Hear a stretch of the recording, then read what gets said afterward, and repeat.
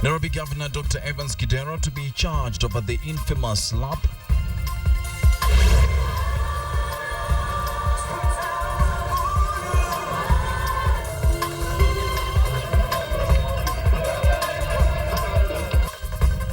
Kenyans welcome 2014 in different styles and places. What a man can do, the Iron Lady of Bomet can do it too.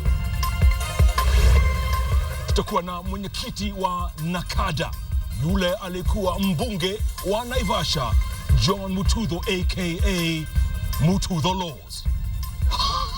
Hapo Jumatano saa 2 kasorobo.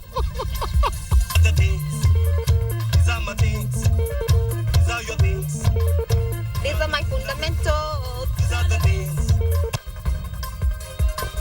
And the weird things journalists do when you're not watching.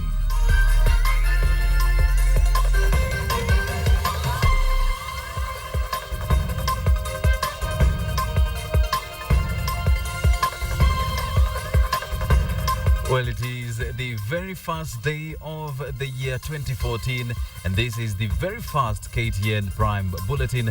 Good evening and welcome. My name is Wilson Mburu. Now, we have a packed bulletin for you, but before we do that, we go on to the bulletin. Let me just give you a quick fact about the year 2014. See whether you can catch this.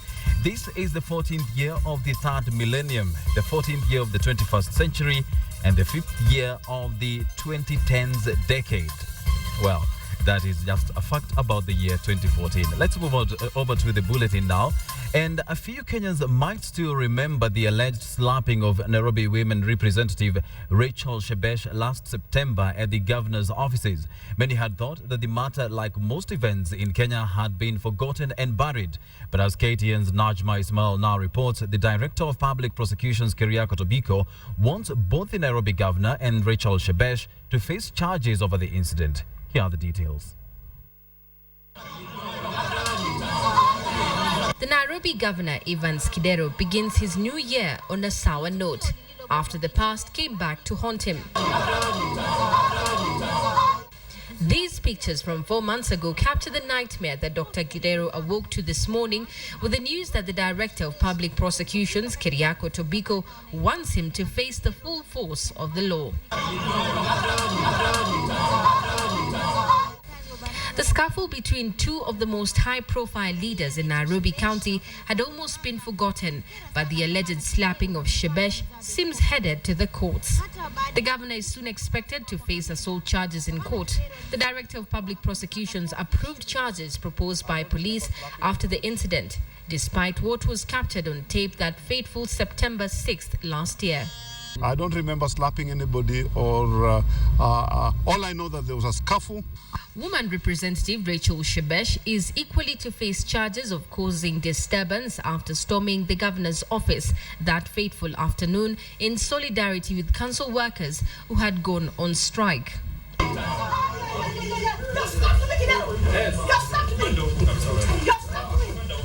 Sources say that Shebesh refused to withdraw the charges even as police dragged the matter to enable them agree. Najma Ismail, KTN Prime. So, where were you in the dying minutes towards midnight of 31st December 2013? That's last year. And how did you cross over to 2014? Hundreds of Kenyans made their way to different spots to usher in the new year in their own ways, most of them opting to entertain themselves before they counted down seconds into the new year. Here are the pictures of the night celebrations from different parts of the country. In the dying minutes of the year 2013, hundreds of faithful gathered in churches in different parts of the country with one goal: to usher in the new year. United by songs of praise, worship and prayers, hopeful for a prosperous and peaceful year. Local leaders were also not left behind as they joined the rest of the congregation. Elsewhere, the young opted to dance into the night as they waited for the countdown, getting entertainment from various local artists. And when it was time, all were glad to have made it to a fresh start, and the excitement was evident. It's Christmas, it's over, it's New Year. Woo! Happy New Year to all of you in Kenya and all over the world who are watching KTN. Awesome. Love the fireworks. Love the performances. Awesome, awesome, awesome. Local artists also had messages to their fans and the nation. On our 50th birthday as a nation, we have crossed the 51st year. Now because in December we'll be 51, peacefully and seeing the hand of God working with us. So let us work hard. Let us also know that we have a God that is looking over us. So let us respect, honor, and preach the gospel as more than ever before. This is the time our country is going to experience the better things because we've had challenges as a nation before, and we're excited that God has seen us through. And since we are starting 2014, we can only pray and hope that God will be able to bless us more. In Eldoret, scores were treated to music and dance performances during the Kalenjin night, where they joined together in singing some of their celebration songs. And as always, a night without drama is inevitable.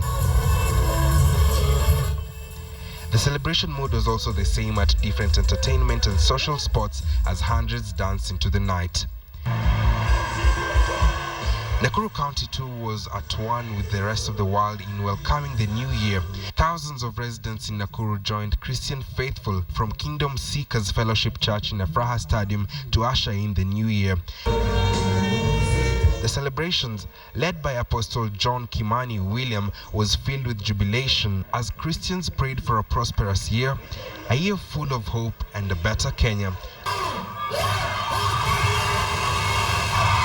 In Mombasa, thousands of Mombasa residents turned out to usher in the new year 2014 by engaging in various activities. Many decided to go for New Year Eve prayers in churches, while others chose to make merry in nightclubs, beaches and other entertainment joints.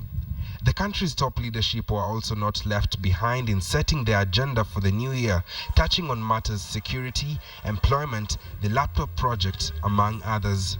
The 1 million acre project is the initial steps we have taken to ensure that ours will be a food secure nation.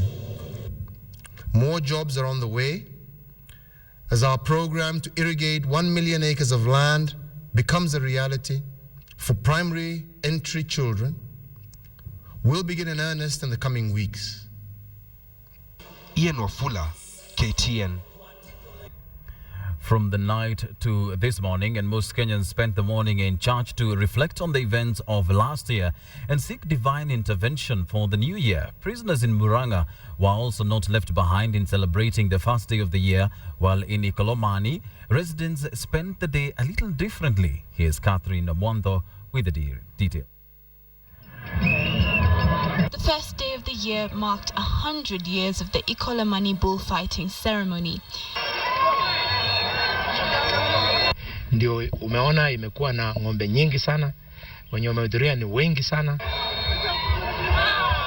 Residents of the constituency hope that the popularity of the event will grow big enough in 2014 to attract the attention of investors.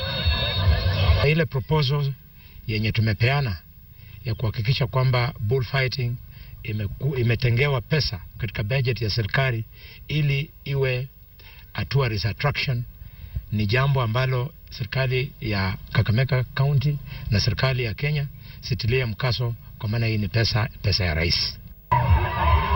Away from the testosterone-driven event, doctors across the country spent the first day of the year ogling over the New Year babies.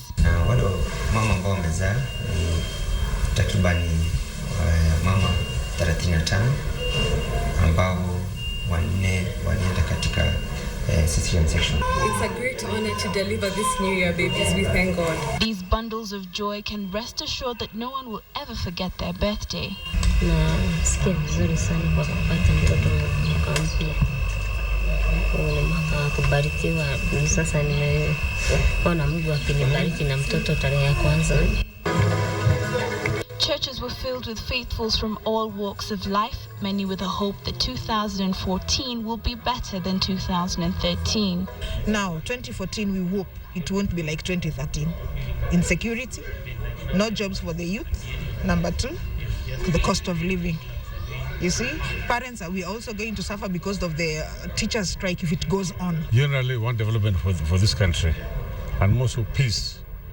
And we should not expect the government to do everything for us. This year, 2014, should be an opportunity for all of us to consolidate any small gains we have had in 2013.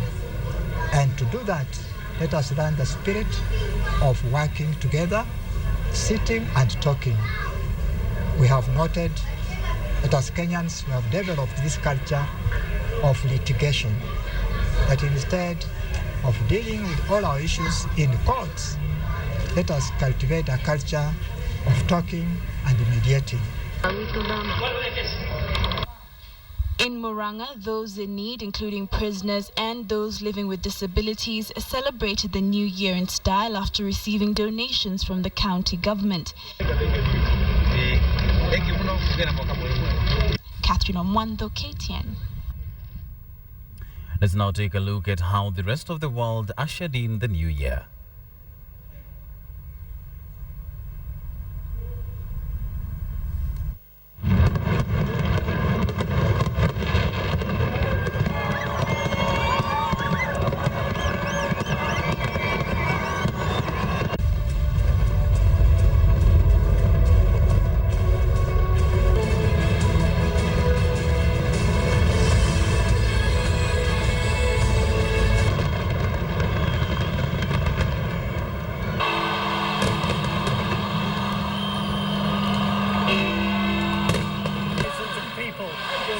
Here, who have now started their final countdown.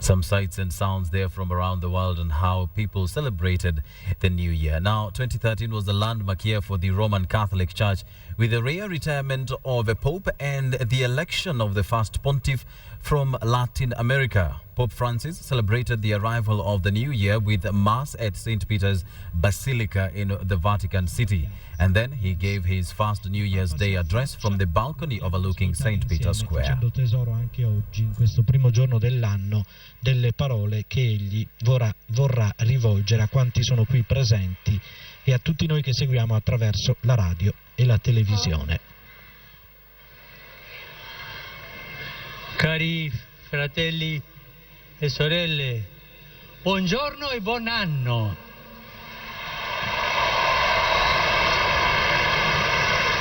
All'inizio del nuovo anno rivolgo a tutti voi gli auguri di pace e di ogni bene. Il mio augurio è quello della Chiesa, è quello cristiano. Non è legato al senso un po' magico e un po'...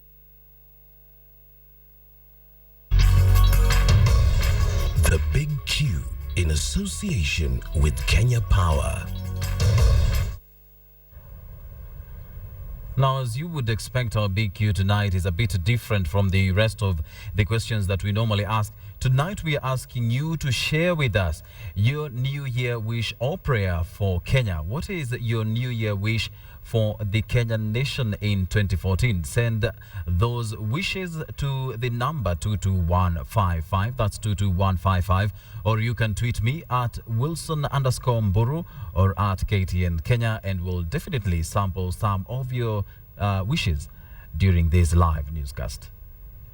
Our information right at your fingertips. Dial *551# Kenya Power.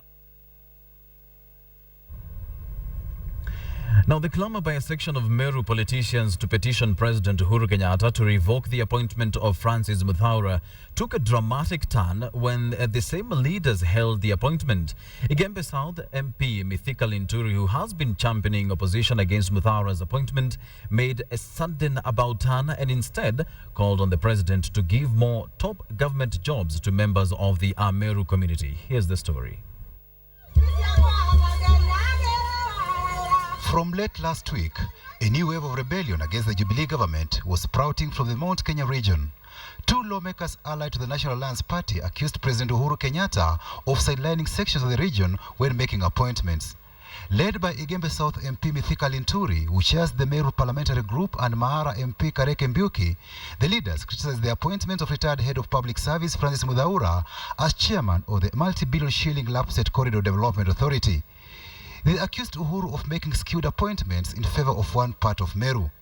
But speaking today at Kinoru Stadium, Linturi made an about-turn and supported Muthaura's appointment. He could as well have been heeding the Meru proverbial saying of speaking with one voice as donkeys do. Kama Uhuru tulitembea na yeye hapa na ameona ni vizuri atupatie viti, tunasema asanti na analeta viti kwa Wameru.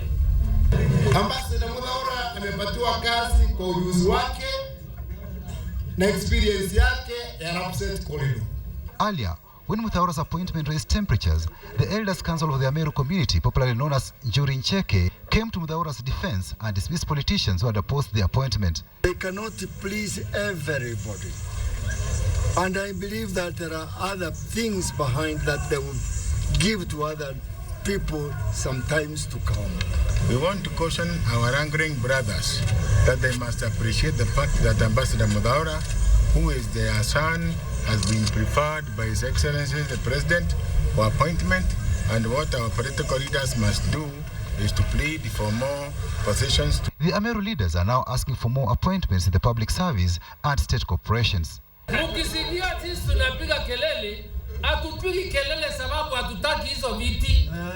Tunasema Linturi alikuwa na jeshi yake ambayo ilikuwa inaongoza pande ile nyingine. Sasa Uhuru lete mali nyingine katika Meru ya pande ile ilikuwa inasonga.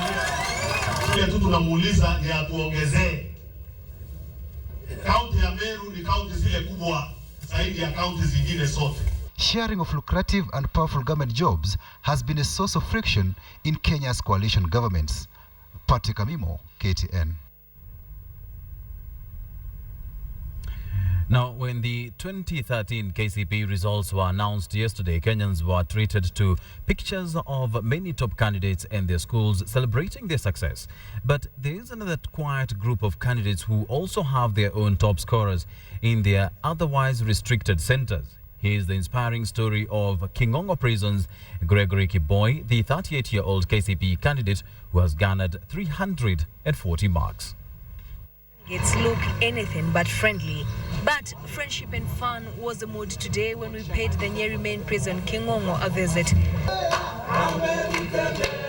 The celebratory mood was infectious as one of their own had brought pride to one of Kenya's maximum security prisons. 38-year-old Gregory Kiboi Gadhura was the man of the moment, having garnered 340 marks in the 2013 KCPE exams. He candidly told KTN that he used to be a drunkard, but what made him end up as a guest of the state is a capital offense of murder, an accusation he, however, denies. He has been at the remand prison for 5 years now and wishes that his case would be concluded. Ni ile tu maneno inasemekana ya mapobe. Na ndio unasikia mpaka president wa Kenya anapigana vikali juu ya mapobe. Nijipata niko mlevi, nikawa victimized na kesi ya murder. Na diposa niko hapa kwa capital offense. And while the 5 years have seemingly stretched to eternity to Kiboi, he saw it fit to spend his time in remand furthering his education. Sasa nimekuja jela, nimerekebika, nimeona mambo ya pombe, madhara ya pombe. Kingongo prison officials say Gregory Kiboi's marks are the highest ever witnessed in the institution. His performance has once again brought into the limelight the education program in Kenyan prisons. We took a tour around the prison classrooms and they are amazingly in good condition, having been constructed recently. There are also enough desks for the close to 90 learners in the prison. They say this was achieved with the help of sponsors and partners. They, however, lack learning support materials and facilities like science laboratories for the high school students. And on, for instance, Nyeri High School, they normally give us science teachers and lab equipments for use in our institution. Wanafunzi wengi ambao wako hapa huwa wanakumbana na wakati mgumu sana kuchanganya elimu pamoja na vifungo vyao ambavyo wengine huwa ni virefu. We have issues where people get indisciplined. There are 5 qualified teachers who also double up as prison officials, but they are not enough. 19 prisoners are currently serving as volunteer teachers to assist fellow inmates with their schooling. Prison serves as a correctional facility, and armed with proper education, rehabilitated inmates released back to the society hope to have a new lease of life. Definitely, prison life is not a walk in the park, but Gregory here says that dedication and self-discipline is required for one to scale the heights of success on matters education. And in as much as he's in prison, he says that he has hopes and dreams that he will be able to further his education and make something of himself. Carol Derry for KTN at Kingongo Prison in Nyeri. Let's go to South Sudan now, and 73 Kenyans were today safely evacuated from that country, bringing the total number to 2,500, yet many still cannot be traced in South Sudan. Meanwhile, South Sudanese President Salva Kiir has said he is ready to fight should Riek Machar turn down the dialogue platform. KTN's Joy Doreen Bira with the latest. As lucky Kenyans celebrated the arrival of the New Year 2014, Kenyans running away from conflict in South Sudan landed at Nairobi's Wilson Airport. The Kenya Air Force evacuated 73 more Kenyans airlifted from Juba, bringing to 2,500 the number of those brought home from conflict-choked South Sudan. We have so far been able to bring home 2,521 Kenyans from the danger zone. This operation is still ongoing until the government ensures that everybody has been airlifted and be brought from out of harm from southern Sudan. Lillian Kessa, a trader in Juba, is glad she made it home alive. Life ilikuwa ngumu sana, kupata hata maji ya kunywa ilikuwa shida. Josephine Kale, a 32-year-old mother of one living in Le Misri in South Sudan, is short of words.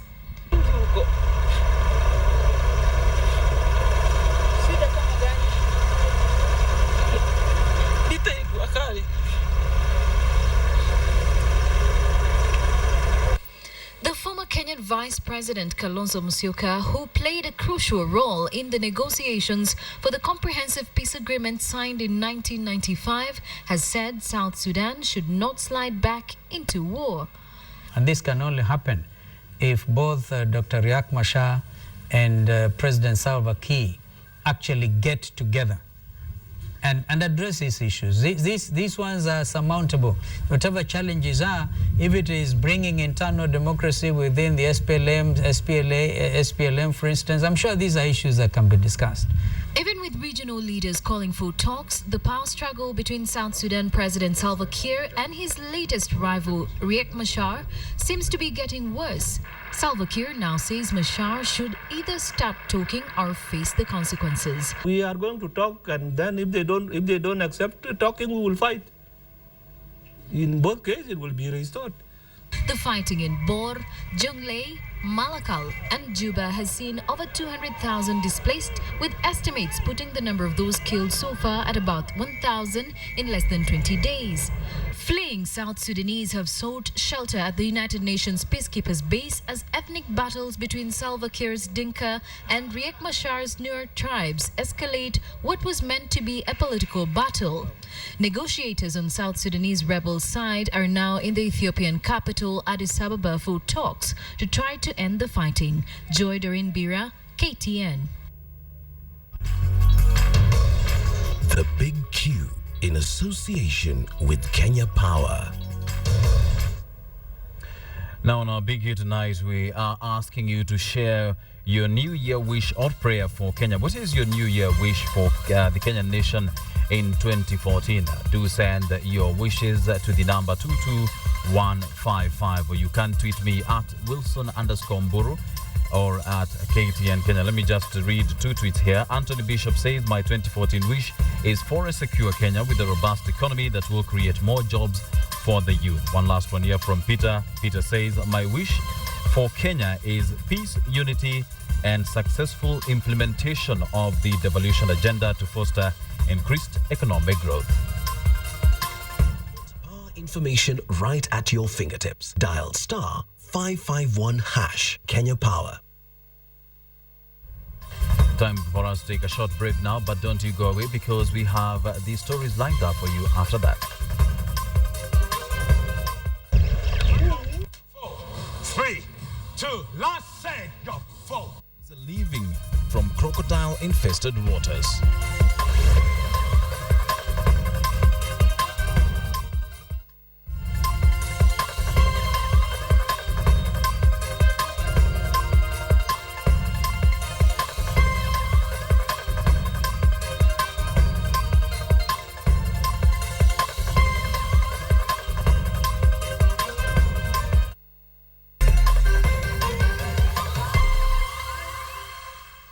Welcome back. You're watching KTN Prime. This is the very fast bulletin for the year 2014. Let's move over to Kerio now. In the River Kerio at the historic Chepeloch Gorge in Ainamoi, Baringo County is known for its dangerous waters as it harbors crocodiles. However, 8 teenagers from the area have been daring the crocodiles and entertaining tourists by diving into the waters for a fee. Take a look at how these high school students make a living from the Kerio waters. A distant glare at this river will scare you away, perhaps from the huge high rocks surrounding it.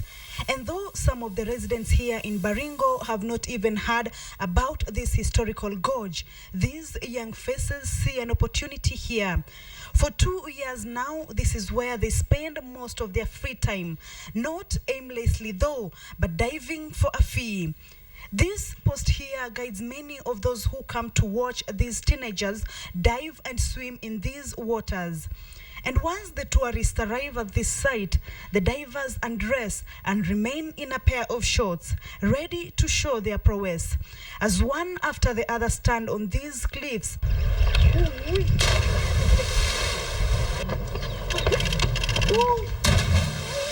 and plunge down the 5-meter gorge, their bodies totally submerged. As local tourists watch to see how competent the teenagers are, and a few seconds later, the bodies resurface and swim towards the bottom rocks. Tulianza zamani, najua tunaanza zamani tukiwa wadogo sasa tunaanza kuswim. Kwanza sasa kujua kuswim. Baada ya kuswim sasa tunaanza kupanda mama kidogo kidogo, una dive pole. The river is said to harbor crocodiles, but that has not hindered any of them from reaping what this river has to offer. Crocodiles ni waoka. Kuna crocodile kwa maji? Sindio. Lakini ni waoka, tunajua ukikwanga maji hivi wanakimbia kujini. Some of the local tourists today recall making a visit to this site about 20 years ago, but things seem to have changed. Now this river has turned out to be of more use than harm. Ile ambayo nimeona ni ya kufurahisha, especially from these young kids. They have very good talents, and ukiangalia ni kama they are original talents which need to be nurtured. On a good day, the group carries home at least 1,000 shillings each. However, most of the times 800 shillings closes the day. Their presence, however, on these dangerous waters has also seen them rescue some lives, especially tourists who slide and fall into the river. Wapo tumesave watu wawili wenye kuna mmoja aliteleza huko. Sasa tukamsaidia haraka sana. Na mwingine akateleza hapo tena. Tukamsaidia. Lakini sana ndio wanatelezanga.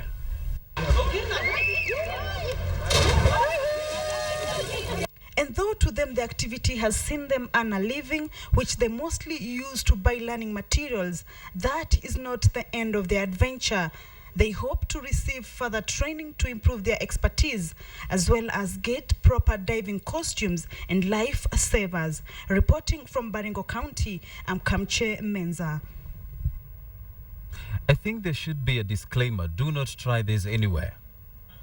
Let's move on. At KTN, we like telling stories of ordinary people doing unique things. And here is one such story. 27-year-old Nancy Cherotich has beaten all odds and literally brought down hills in a field dominated by men. She's able to operate and drive farm tractors, earth movers, truck loaders, motor graders, and other construction machines. Meet the first and only female earth mover operator in Bomet County.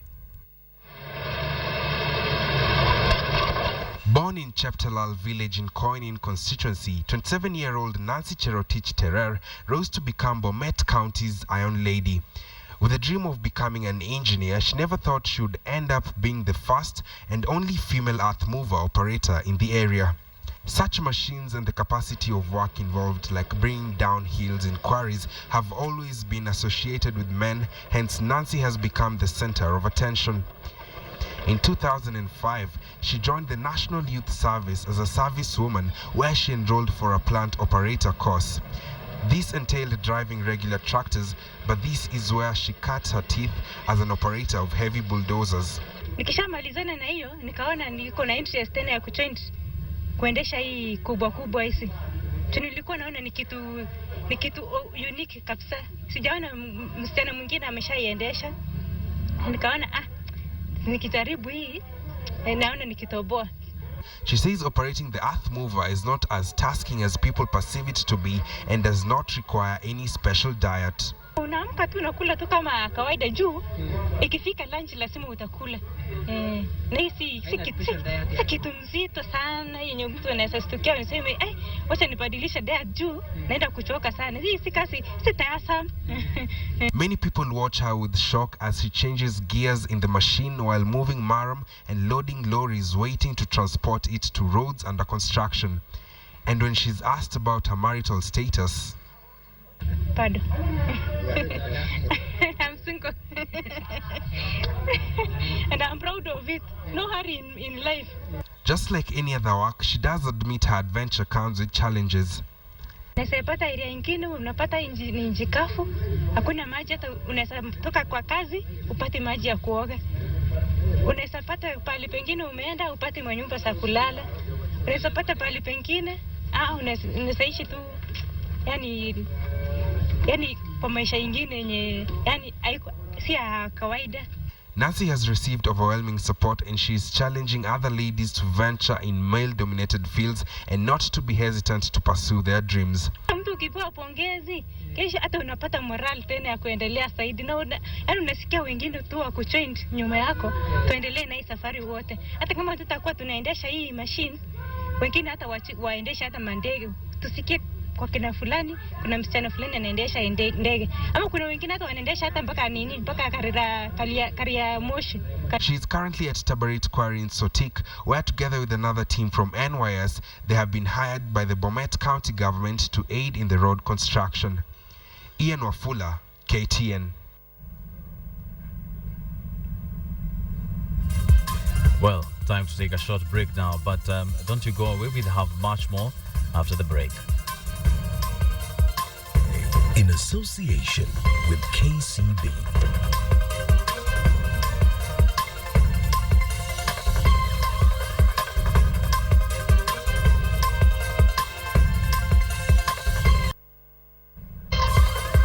Welcome back. You're watching KTN Prime, and to a recap of our top story tonight, where the Director of Public Prosecutions, Keriako Tobiko, sprung a New Year surprise on Nairobi Governor Dr. Evans Kidero and the Nairobi Women Representative Rachel Shebesh. The DPP has given the green light for Dr. Kidero to be charged over the infamous slap on Shebesh in September of last year. Shebesh is also to be charged with causing a disturbance at the governor's office where the incident took place. The Nairobi County leaders had been given a chance to settle the matter out of court, and many Kenyans had assumed that the matter had been concluded. However, it appears the matter is now headed to court.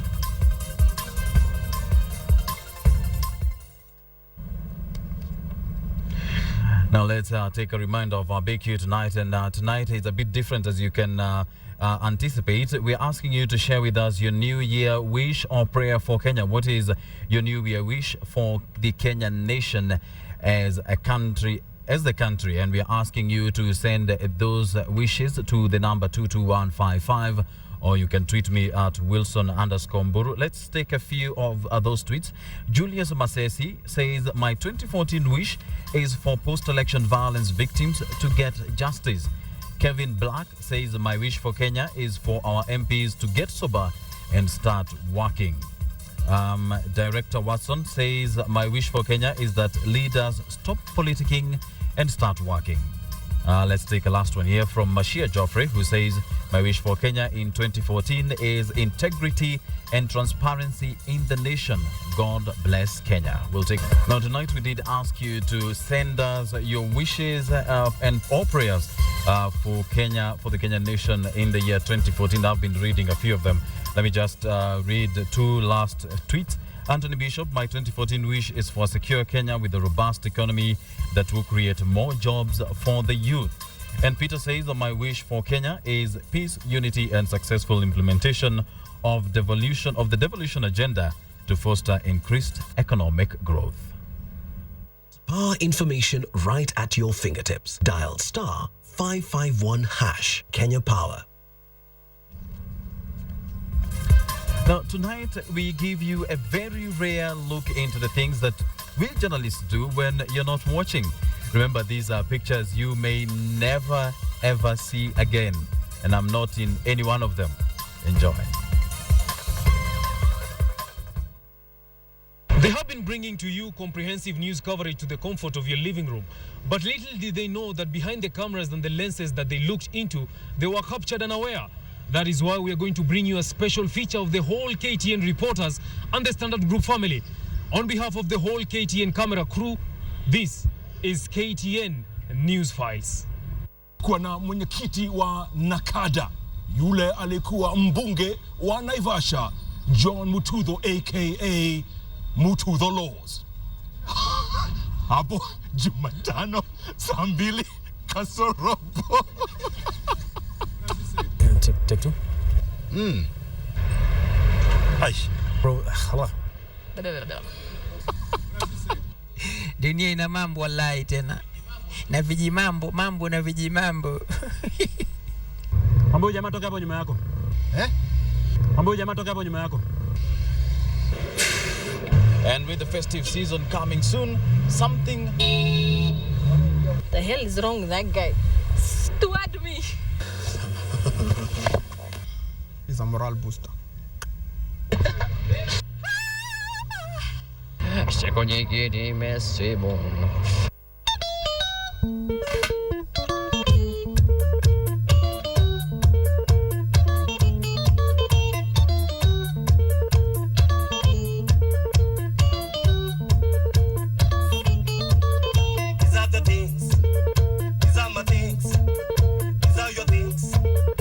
These are my fundamentals. These are the things. These are my things. These are your things. These are the fundamentals. Duru za kuaminika. Aish, nimehang.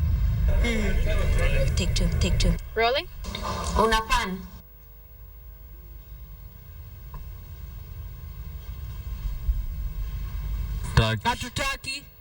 Hatutaki. We don't want. Vile umenikob. Sasa toka head boy na head girl. Ati so umesema huyu anafanya rika alafu mimi nifanye. Huyu ni nani? Mzea. Wazea. Watus. Wazea. Let's do it. Let's have fun, okay? It's time. Yeah. Okay. Have fun. In 1994, no, take. Nimerudia. My names are Martin Atiralo Win from Kalopie Ward. Oh, hivyo tu. Si nimekueleza hivyo.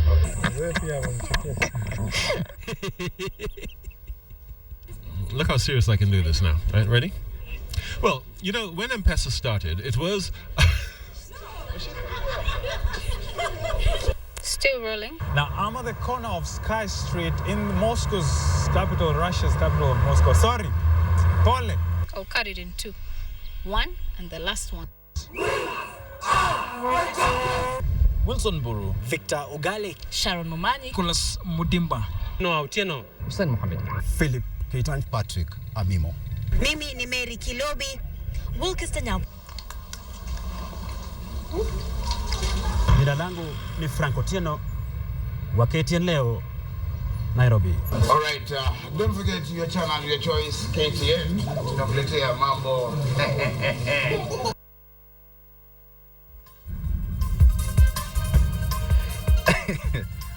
All right. Contrary to popular belief, we come to work sober. Have a good night.